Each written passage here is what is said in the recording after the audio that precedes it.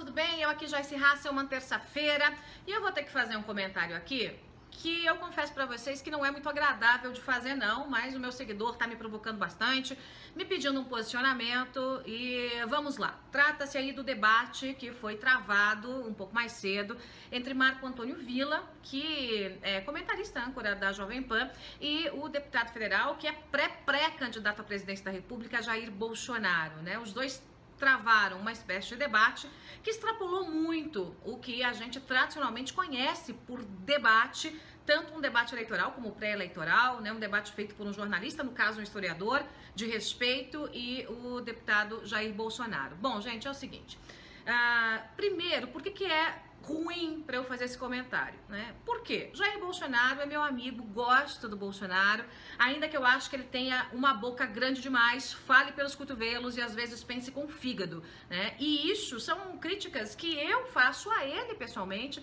já fiz ao Bolsonaro, então nós conversamos às vezes sobre isso, eu digo, Bolsonaro, cala a boca, Bolsonaro, não fala isso, fica quieto, porque o bocão do Bolsonaro às vezes acaba comprometendo ele ainda, que muito do que se mostra do Bolsonaro não seja aquilo que corresponde à realidade. O Jair Bolsonaro é um homem extremamente doce, uma pessoa que tem um coração enorme, um homem honesto, né? E que às vezes se atropela pela questão da comunicação, porque ele tem um pavio curto, né? Apesar de ter um coração enorme, ter uma doçura muito grande, de ser um bom caráter, ele tem um pavio muito curto e quando provocado ele responde e responde rápido. E foi nessa provocação que ele caiu, mordeu a isca que foi lançada pelo Villa. Marco Antônio Villa foi meu colega, né, de bancada lá da TVja, é um grandíssimo de um profissional, aliás, para mim o melhor da Jovem Pan, aquele que dá para colocar ali, né, a mão no fogo no sentido de caráter, decência, lisura, tinha lá também a Sherazade, né, mas não está mais lá, porque vocês bem sabem que, né, do ponto de vista dos grandes âncoras, acaba por aí. Tem o Marcelo Madureira também, só que o Marcelo faz a participação lá do Rio de Janeiro, não está o tempo todo, né, visualmente ali na Jovem Pan, né? Então, o Marco Antônio Villa repito, é um grandíssimo profissional, um homem trabalhador, conheço a dedicação do Villa, né, é um voraz escritor, escreve, até brinquei com ele da última vez, falei, para de lançar livro, rapaz, que você deixa a gente com vergonha. E aí, quando eu vejo essas duas figuras se digladiando no rádio, parecia mais uma rinha de galo, né?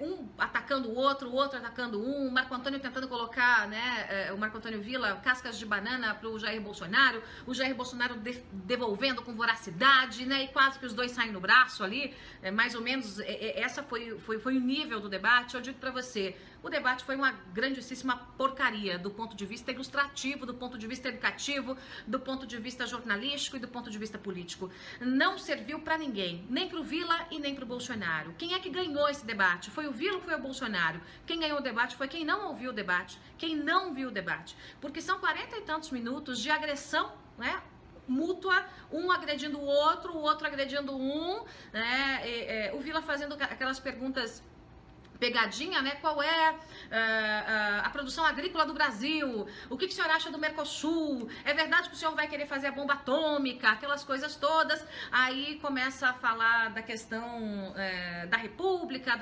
defender a democracia, a República, e já lança pergunta aí sobre ditadura. Aquilo provoca o Bolsonaro que vai pra cima dele.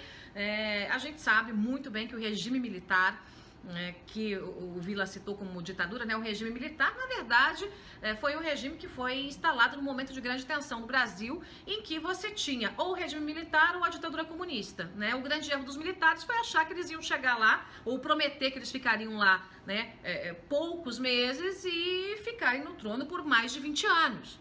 Aí não dá, né? Aí não dá. Era para ser uma transição e a transição virou aí, né, um momento quase que ad eterno. E esse foi o grande erro dos militares. Mas uma coisa é fato, não fossem os militares, nós teríamos um regime comunista. Era isso que nós teríamos no Brasil. O momento era da implantação dessas guerrilhas todas no país, mas essa é uma outra história. Eu deixo aí, né, para os historiadores comentarem. Mas o fato é isso, né? Todo mundo sabe que aquela época ou era uma coisa ou era outra. O erro dos militares foi, de fato, ter ficado no poder ad eterno, mas a economia reagiu.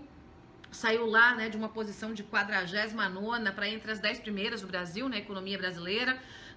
Em relação à corrupção nem se fala, né? Claro que tem corrupção em todo lugar, e também tinha a época do regime militar, mas era coisa de criança, né? Perto do que a gente vê hoje. E uma das coisas que me chamou muita atenção, ó, o cachorro do vizinho tá latindo ali embaixo. Não o cachorro do vizinho, o cachorro que pertence ao vizinho, né? Uma das coisas que me chamou a atenção, e que eu acho que foi um erro, né, do Vila, foi deixar passar um recado de que a questão de honestidade não importa, que não é isso que se discute nesse momento em relação a um candidato à presidência da República, que ser honesto não importa. Ser honesto nesse momento em que o Brasil atravessa uma crise moral. A crise é moral, a crise é ética, é o pré-requisito fundamental para você escolher um candidato nesse momento, né? Todos nos traíram, nós vivemos numa república de ladrões, o nosso Congresso está lotado de ladrões, os nossos executivos comandados por ladrões, gente que fez esquema, continuou fazendo esquema e mesmo com a Lava Jato em curso, continuou fazendo esquema, como é o caso do Aécio Neves, uma grande decepção para 51 milhões de brasileiros, gente que votou nele porque acreditava nas mentiras que ele contava e gente que votou nele como um voto de defesa contra o PT, que foi o meu caso. Para defender do PT, eu sei, eu nunca achei lá grandes coisas, mas era o que tinha. Ou era isso ou era o PT, né? Então, entre Aécio e Dilma, e o Aécio traiu essas pessoas.